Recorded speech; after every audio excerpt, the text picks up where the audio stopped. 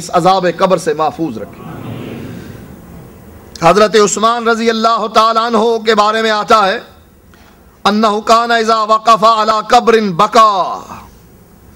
کہ جب حضرت عثمان قبر پر کھڑے ہوتے تو رو پڑتے، حتی یبل لحیتہ، یہاں تک کہ آنسوؤں سے آپ کی داڑھی تر ہو جاتی۔ فقیل لہ تذکر الجنت والنار فلا تبکی وتبکی من ھذا، حضرت عثمان رضی اللہ تعالی عنہ سے کہا گیا تیرے سامنے جنت اور جہنم کا تذکرہ کیا جاتا ہے، اور جہنم اور جنت کے تذکرے پر اے عثمان تو روتا نہیں ہے، وتبکی من ھذا، لیکن قبر پر کھڑے ہونے کے بعد اے عثمان تو زارو قطار روتا ہے، حتیٰ کہ تیری داڑھی آنسوؤں سے تر ہو جاتی ہے۔ حضرت عثمان رضی اللہ تعالیٰ عنہ جواب میں کہتے ہیں فقال ان رسول اللہ صلی اللہ علیہ وسلم قال ان القبر اول منزل من منازل الاخرہ، حضرت عثمان رضی اللہ تعالیٰ عنہ کہتے ہیں کہ اللہ کے نبی نے فرمایا کہ یہ قبر اول منزل من منازل الاخرہ،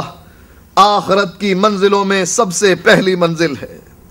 فَإِن نَجَا فَمَا بَعْدَهُ أَيْسَرُ مِنْهُ وَإِن لَّمْ يَنْجُ مِنْهُ فَمَا بَعْدَهُ أَشَدُّ مِنْهُ، کہا جو یہاں نجات پا گیا وہ بعد کی منزلیں اس کے لیے آسان ہو جاتی ہیں، اور جو قبر کی منزل میں نجات نہ پا سکا بعد کی منزل اس کے لیے اور زیادہ سخت ہو جاتی ہے۔ قال وقال رسول اللہ صلی اللہ علیہ وسلم منظرا قط الا والقبر افضح من، کہنے لگے کہ نبی اکرم صلی اللہ علیہ وآلہ وسلم فرماتے ہیں میں نے کوئی ایسا منظر نہیں دیکھا جو قبر کی منظر سے زیادہ دہشت ناک ہو، قبر کا منظر تمام منظروں میں سب سے زیادہ دہشت ناک ہے۔ نبی اکرم صلی اللہ علیہ وآلہ وسلم نے ایک موقع پر، حضرت عثمان ہی اس کے راوی ہیں، کہتے ہیں اذا فرغ من دفن المیت وقف علیہ فقال استغفروا لاخیکم ثم صلوا له بالتثبیت فانه الان یسأل، ایک آدمی کو قبر میں دفن کیا، دفن کرنے کے بعد اس کی قبر پر کھڑے ہوئے اور فرمایا استغفروا لاخیکم، اپنے بھائی کے لیے بخشش کی دعا کرو، ثم صلوا له بالتثبیت، پھر اس کے لیے ثابت قدمی کی دعا کرو، فَإِنَّهُ الْآن يُسْأَلْ، یہ ایسا موقع ہے کہ اس موقع پر اس آدمی سے سوال کیا جا رہا ہے من ربک من نبیک ما دینک، تو نبی اکرم صلی اللہ علیہ وآلہ وسلم اب اس قبر پر کھڑے ہیں جس قبر کے عذاب کے بارے میں وہ بھی تسلیم کرتے ہیں کہ عذاب القبر حق، کہ قبر کا عذاب حق ہے۔ اسی طرح نبی اکرم صلی اللہ علیہ وآلہ وسلم فرماتے ہیں لا یسلط علی الکافر فی قبرہ 99 تنینا، کہ کافر پر 99 سانپ مسلط کر دیے جاتے ہیں، تنحسہ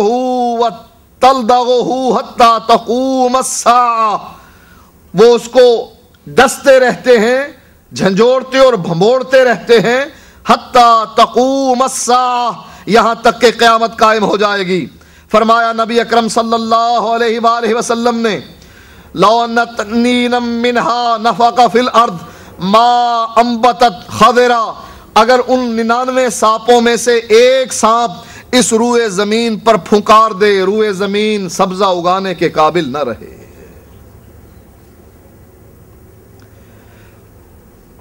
وہی حضرت سعد بن معاذ جس کو امام احمد اپنی کتاب مسند احمد میں ذکر کرتے ہیں، حضرت جابر رضی اللہ تعالیٰ عنہ کہتے ہیں خرجنا مع رسول اللہ صلی اللہ علیہ وآلہ وسلم الى سعد بن معاذ حین توفی، حضرت سعد بن معاذ جب فوت ہو گئے، حین توفیا، جب حضرت سعد کی روح قبض کر لی گئی، اللہ کے نبی حضرت سعد بن معاذ کی لاش کے پاس آئے،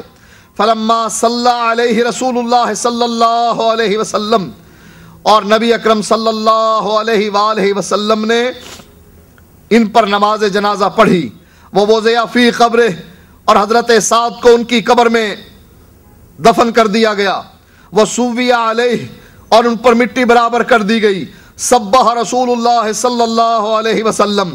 نبی اکرم صلی اللہ علیہ وآلہ وسلم نے اللہ کی تسبیح بیان کی، فسبحنا طویلا،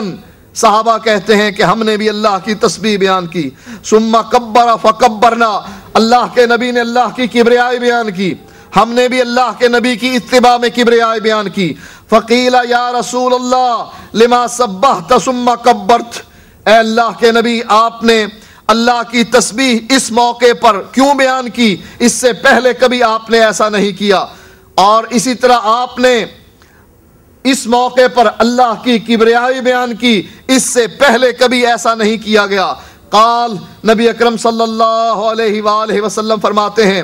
لقد تضایق علی ھذا العبد الصالح قبرہ، نبی اکرم صلی اللہ علیہ وآلہ وسلم فرماتے ہیں کہ قبر نے اللہ کے اس نیک بندے کو بھینچ لیا، حتی فرجہ اللہ عنہ، میں نے اللہ کی تسبیح بیان کی، اللہ تعالیٰ نے اس کی قبر سے جو عذاب ہو رہا تھا، حتی فرجہ اللہ، اللہ تعالیٰ نے اس کو کھول دیا۔ پھر میں نے اس کے جواب میں اللہ تعالیٰ کی کبریائی بیان کی کہ اللہ کا شکر ہے کہ اس نے اپنے ایک بندے کے عذاب سے تخفیف کر دی اور اس کو ختم کر ڈالا۔ حضرت عبداللہ ابن عمر اس کو روایت کرتے ہیں، جس کو امام نسائی نے اپنی کتاب میں ذکر کیا ہے، کہتے ہیں قال رسول اللہ صلی اللہ علیہ وسلم ھذا الذی تحرک لہ العرش، یہ وہ بندہ ہے جس کی موت پر عرش بھی کانپ گیا، حرکت میں آ گیا، وہ فتحت لہ ابواب السماء، اور آسمان کے دروازے اس کے لیے کھول دیے گئے، وشاہدہ 70,000 من الملائکہ، اور 70,000 فرشتوں نے اس کی نماز جنازہ پڑھی۔ لقد ضم ضمۃ ثم فرج عنہ، اس کو بھی قبر نے بھینچ ڈالا، پھر اللہ تعالیٰ نے اس کی قبر کو وسیع کر دیا۔ اسماء بنت ابی بکر بیان کرتی ہیں، قالت قام رسول اللہ صلی اللہ علیہ وسلم خطیبا، اللہ کے نبی خطبہ دینے کے لیے کھڑے ہوئے، فذکر فتنۃ القبر، اللہ کے نبی نے قبر کے فتنے کا تذکرہ کیا، التی یفتن فیہا المرء، جہاں انسان کو آزمائش میں ڈالا جائے گا، فلما ذکر ذلک زج المسلمون زجۃ، جب اللہ کے نبی قبر کا تذکرہ کر رہے تھے، صحابہ اتنی زور سے روئے کہ چیخیں نکل گئیں، صحابہ اکرام رضی اللہ تعالیٰ عنہم کی۔ امام بخاری نے اس کو روایت کیا، اور امام نسائی نے یہ بات اتنی اور زیادہ بیان کی کہ حالت بینی و بین ان افہم کلام رسول اللہ صلی اللہ علیہ وسلم، رونے کا شور اتنا بلند ہوا کہ حضرت اسماء بنت ابی بکر کہتی ہیں کہ میں اس حالت کو جا پہنچی کہ صحابہ کی چیخوں کی وجہ سے میں نبی اکرم صلی اللہ علیہ وآلہ وسلم کی گفتگو مزید نہ سن سکی۔ فلما سکنت زجتہم قلت لرجل قریب منی اے بارک اللہ فیک ماذا قال رسول اللہ صلی اللہ علیہ وسلم فی آخر قولہ، جب لوگ خاموش ہوئے رونے سے تو میں نے اس آدمی سے پوچھا جو میرے قریب تھا کہ اے فلاں ابن فلاں، اللہ تعالیٰ تجھے برکت دے، ماذا قال رسول اللہ صلی اللہ علیہ وسلم فی آخر قولہ، کہ اللہ کے نبی نے آخری بات کیا کہی تھی، قال وہ شخص حضرت اسماء بنت ابی بکر کو کہنے لگا کہ نبی اکرم صلی اللہ علیہ وآلہ وسلم فرماتے ہیں، آخری بات جو اللہ کے نبی کی زبان سے نکلی وہ یہ تھی، قد اوحی الی انکم تفتنون فی القبور قریبا من فتنۃ الدجال، اللہ کے نبی فرماتے ہیں کہ میری طرف اللہ تعالیٰ نے یہ وحی کی ہے، اللہ نے اپنے فرشتے کو بھیجا ہے، میری طرف وحی کی ہے، کس بات کی،